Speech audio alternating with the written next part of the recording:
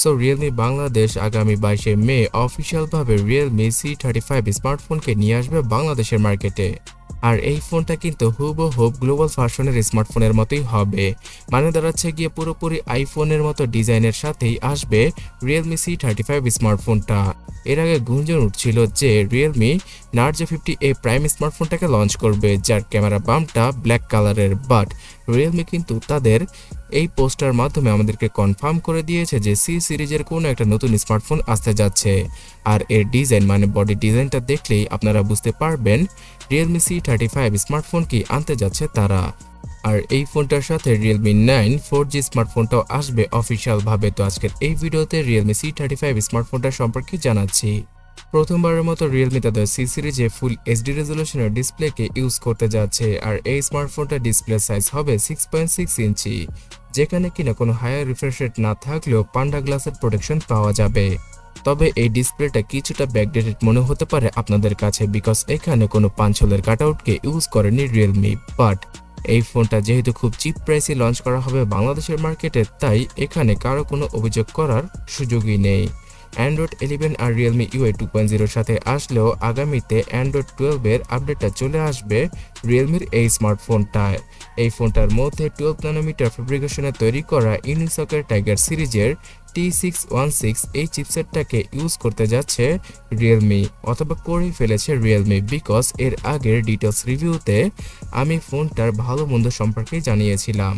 তো ইউনিসকের এই চিপসেটটা অনেকটাই মিডিয়াটেকের G80 অথবা G70 মতোই পাওয়ারফুল।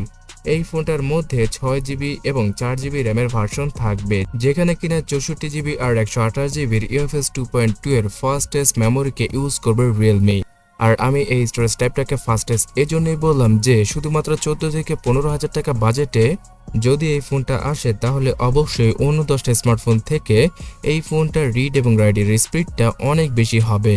সো এই কারণে ফোনটা খুব ফাস্টলি কাজ করবে। 50 মেগাপিক্সেলের ট্রিপল ক্যামেরা সেটআপ থাকছে ফোনটার পেছনে। সামনে পাওয়া যাবে 8 মেগাপিক্সেলের ডিসেন্ট কোয়ালিটির সেলফি, 5000 mAh এর ব্যাটারি, তার সাথে 18 ওয়াটের চার্জিং স্পিডকে ইউজ করেছে রিয়েলমি তাদের C35 স্মার্টফোনে, যার মাধ্যমে কিনা এই ফোনটা প্রায় 1 ঘন্টা 45 মিনিটের আশেপাশে ফুললি চার্জ করা পসিবল। এছাড়া আপনারা 2 দিনের মতো ব্যাটারি ব্যাকআপ পেয়ে যাবেন এই নর্মাল কোয়ালিটির স্মার্টফোন থেকে। এখানে সাইড মাউন্টেড ফিঙ্গারপ্রিন্ট স্ক্যানার, তার সাথে জাইরো সহ সব ধরনের প্রয়োজনীয় সেন্সর রয়েছে। সো আপনারা পাবজি গেমটা 1080 FPS এ জাইরোর মাধ্যমে প্লে করতে পারবেন। তাছাড়া ফ্রি ফায়ার গেমটাও হাই গ্রাফিক্সে রেখে শ্যাডো মোডটাকে অফ করে ইজিলি প্লে করা পসিবল। সো বন্ধুরা, আগামী 22শে মে খুব সম্ভবত 14 থেকে 15,000 টাকার ভেতরে C35 স্মার্টফোনকে নিয়ে আসবে রিয়েলমি। তবে ফোনটার প্রাইস যদি 16 থেকে 17,000 টাকা হয়ে যায়, তাহলে তাদের নিজস্ব স্মার্টফোন নার্জো 50টাই সবচেয়ে বেটার হবে সেই বাজেটে। অনেকেই আছেন যে এই ফোনটার লুক দেখে অনেক বেশি প্রশংসা করছেন, বাট অনেস্টলি বলতে গেলে একটা 13-14 হাজার টাকার স্মার্টফোনের মতোই স্পেসিফিকেশনের সাথে আসে রিয়েলমি C35 স্মার্টফোনটা। এটা আপনাকে অবশ্যই বুঝতে হবে। তো ফোনটা আসলে সবার আগে এর অফিসিয়াল প্রাইস সহ বিভিন্ন ডিটেলস সম্পর্কে জানতে এখনই টেকনিক্যাল শান্তকে সাবস্ক্রাইব করে রাখুন যদি আপনি না করে থাকেন। ধন্যবাদ।